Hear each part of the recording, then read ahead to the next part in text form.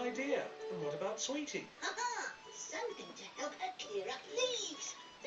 There's no need to rush, Bibbidi. But I can't wait to get everyone their gifts.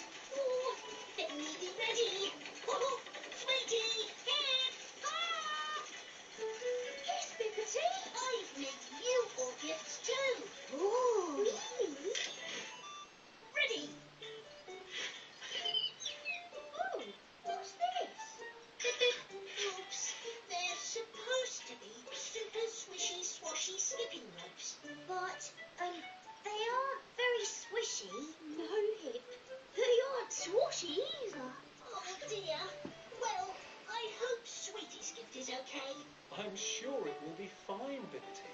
It's a rake to help you tidy up the leaves in your garden.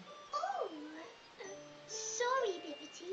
I don't think I can rake up leaves with this. Oh, you were right, Driver Dan. I made everything too quickly, and now it's all gone wrong.